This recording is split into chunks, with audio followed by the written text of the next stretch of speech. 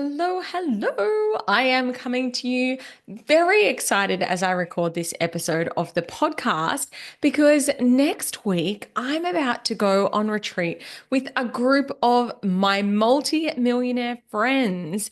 And it's got me thinking about how I ended up here hanging out in these circles and also around how it's completely shifted my perspective on what's possible.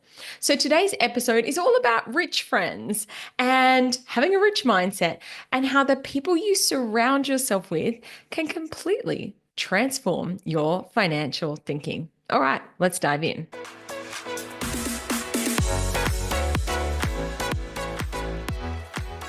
Now, the first thing you are probably thinking is, how did you end up in rooms with multimillionaires in the first place?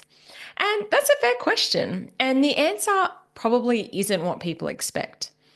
It certainly wasn't about growing up in a rich family or going to a fancy high school. I went to a free public school in a lower socioeconomic area. This journey has actually been about deliberate investments that I've made in myself as I've grown my business through joining masterminds, going along to retreats, paying to be in these high level programs. And of course, it didn't start like that.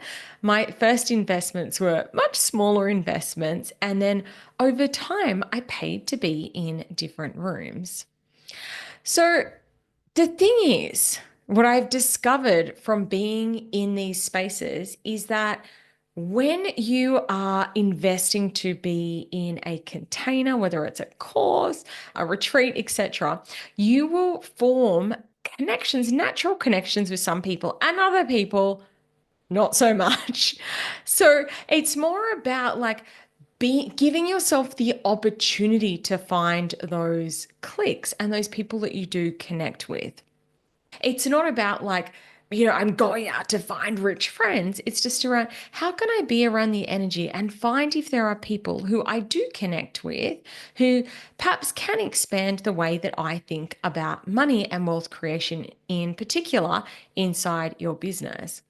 Another way that I guess I've changed my circles, the way that I do spend most of my time in the energy of multimillionaires, has been because of this move that we've made to live in an affluent neighborhood. If you don't know the story, I'll share it with you. But essentially, years ago, my husband and I came up with an idea that we wanted to move to the beach and not just to be near the beach, we actually wanted to have a waterfront home. And at the time, that seemed like the most ridiculous idea. We were renting at the time, barely affording our rent. And we had this idea. And I've recorded many podcast episodes about it over the year about the journey, how we went about the process of actually making it happen, both from an energetic and also a practical perspective. But we've lived here for 3 years now. And we have an 18-meter beach at the back of our house, which is just, to this day, I walk out there and I get overwhelmed with emotion around how grateful we are to live here. But, we do have the worst house on the best street. And, that's what they say to do with real estate, right? They say, buy the worst house on the best street. So, look, we absolutely love our block. It is still the dream, it is still a vision to build our dream home here one day. But anyway, I've gone off on a bit of a tangent. The reason I was sharing that is by the very fact that we live in a wealthy neighborhood, we are naturally surrounded by people with a higher net worth. So, for example, the families at the kids' school, the families who go to the soccer club, they have money. And our neighbors do. And my husband and I are both very social people. We are always out connecting with people and saying hi. So, we've befriended a lot of our neighbors, which is really fabulous. And I want to share that, as much as I have invested in masterminds and we are in a lovely neighborhood, in the spaces, I formed genuine connections with people who just happen to be wealthy. I'm not hanging out with people just because they're rich. It's because you find people that you can say, actually, we've got common values around growth and possibility and impact. So, as much as it is around being around wealth and with some level of intention, for me, I am certainly not hanging out with a bunch of rich assholes just for the sake of it. I am just being in the energy of people and seeing if there are connections there. And here's the cool thing that I'm finding about having rich friends. I love hearing about other people's financial situations and perspectives and just getting really expanded by it. So, an example of this, we've become very good friends with neighbors of ours who don't actually live here. They live in Melbourne and their house here is their holiday house.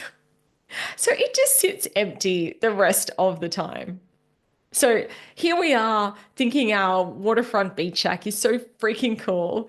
And for them, their house is just sitting there empty. It's just a holiday home. And it really starts to make you go, wow. And the other thing, it's not even just their only holiday home. They own a third property, which they also go to, which again sits there empty a lot of the time. A conversation that really stands out to me about the way that people think really differently about financial situations. One of my good girlfriends, whenever I chat to her, she's like, why haven't you built your house yet? And, because I've got such a positive money mindset and I talk so positively about money, I just say, yep, we're working on it. But it's just interesting. It never kind of occurs to her that I wouldn't just have the money sitting in a bank account ready to go and build a house. Does that make sense? Like she's like, why haven't you done it yet? And, I don't want to be misleading. I'm sure she's aware that, we're not in a position to go and do it right now. But yeah, it's just interesting to me that that's the way that she thinks. She's just like, I would just go and do it. So I've gone on a bit of a tangent as I tend to do, but let me take you back to the time that I went on a retreat with these multimillionaire group of people last year, around this time last year. So it all came together because I was speaking at an event where a lot of these businesswomen were speaking as well. I was speaking on stage doing a keynote, and there was a group chat set up, and I got added to the group chat. And I have to admit, I felt like such an imposter when I first was added there. I thought, I don't know how I've ended up here. And so the time that we went on the retreat last year, I was really nervous about it. Am I going to fit in? Am I going to have to pretend to be someone that I'm not? And actually, what I realized when I was there, firstly, I totally belonged there. Everyone respected me, wanted to hear my opinion, and I could be completely honest and transparent about money without feeling judged around it. Just because people are rich doesn't mean they're any better than you. They're just in a different financial position.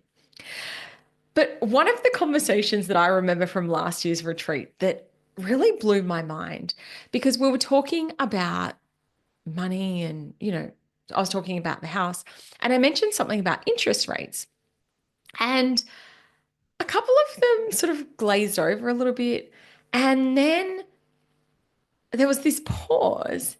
And then one of them said, well, I actually don't have a mortgage. Another said, I don't have any debt. Another said, we've paid off our house. And these are all people that live in multi-million dollar properties. So just let that sink in for a moment. Here I am, with a big mortgage, but I'm feeling so expanded by the beautiful property that I live in. And a lot of these people at this retreat are playing at a completely different level. They weren't even aware what was going on with mortgage rates because they'd structured their finances in a way that they had purchased properties outright. It was one of those moments where you suddenly become aware of a ceiling in your thinking. I'd kind of fallen, I guess, into a bit of a way of thinking that mortgage is just part of life. And then this new possibility emerged. Hey, What if mortgage-free living isn't just something that people do when they're like 65 years old about to retire? What if it's something that's achievable at my age right now? Because these women, these people in this retreat are the same or similar age to me. So this was what was really cool. And spending time with people with money, being around friends who are at a different financial position, it's really cool to hear their thinking. And when they're faced with a goal or a challenge, there's not this sense of, can this be done or that's impossible? The question or the way of thinking is, how can I make this happen? I remember when I was hanging out with a group of my wealthy business friends, and one of them said something about wanting a new car. And then someone else in the group said, well, send an email, meaning put out an offer to your email list, and boom, you are going to make enough money to buy a freaking car. Like, how cool is that to be in a position? And this is what I mean about expansive thinking. It's not about commiserating over obstacles, it's about finding paths forward. And when you're around this thinking, when you're regularly exposed to this kind of thinking, it becomes contagious. I know for me, I have started approaching my own goals completely differently. Now, I know I've kind of said this in a few different ways, but something I do want to emphasize, the wealthy friends that I have are not my friends because I am just willing to hang out with rich people at all costs. People became my friends because we authentically connected around shared interests, challenges, and aspirations.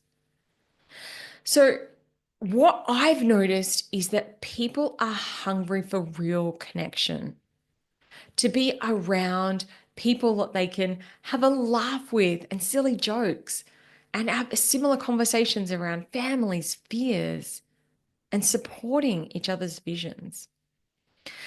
Now, this is something I've really noticed is happening in the Profit Collective community. So, inside my own mastermind that I'm running, there are growing friendships and connections happening. And when I first started this community, I'd really hoped that this is what it could become, but the reality has already exceeded my expectations in the most beautiful ways. So, inside the Facebook community, I've watched the members who are inside, who are strangers just a couple of months ago, are now starting to support each other through some really vulnerable experiences in business. They're celebrating each other's wins. Like, people are jumping in there and being so excited and surprised and happy for each other. And everyone's also been matched up with a little accountability buddy. And I know that I've popped into a few of these calls, just have a little bit of a listen and a watch, and watching the way that they are keeping each other to account, watching the way they're cheering each other on. It's a really, really beautiful thing to witness. And I just know, I've got my retreat with my multimillionaire friends next week. I'm also hosting a retreat with the Profit Collective in a couple of weeks' time. And I'm so excited for this because that experience of hanging out in person is so different to online. There's something about the human connection, about the mannerisms, about actually just hanging out in real life that's really cool. So I've got some amazing things planned for the retreat, including a really bougie dinner to close it out. And I just can't wait to observe the magic that's going to happen. Being in circles, having rich friends has created profound shifts in my thinking. And here's a couple of things that I want to share with you to close out this podcast episode. Firstly, I realized that wealth isn't just about money, it's about having options. My wealthy friends aren't, as interested in the next house or, they're not thinking in survival mode. They're focused on creating freedom of choice around how they spend their time and their energy. And money is just a tool to support them to do that. Another thing that I've noticed is that there's rarely the limitations around the way of thinking about finances. So instead of saying, I could never afford that, it's often like, I'm choosing not to do that at this point in time because of this. Or if I want to do that, here's how I'm going to go about doing it. And the other thing that I've noticed is that wealth creation, like next level wealth creation, isn't mysterious or magical. It's just about patterns that can be learned and applied. Seeing the opportunities, managing resources, and making decisions. And the last thing that I've noticed is that surrounding yourself with higher levels of success doesn't make you greedy or materialistic. It just simply expands what you perceive as possible for yourself. So, as I'm heading into this retreat next week with my multimillionaire friends, I'm bringing a different energy than I did last time. I'm not intimidated. I'm showing up as a peer, knowing that I'm bringing a lot to the table. And if there's one thing I hope you take from today's episode, it's this: it's the quality of your thinking is directly influenced by the people you regularly surround yourself with. So find yourself people to be around, whether it's mentors, biz friends, your social circle. Get yourself in the energy of people who expand your sense of what's possible rather than reinforce your limitations. So until next time, keep expanding your mind, your circles, your possibilities, and of course, your profit.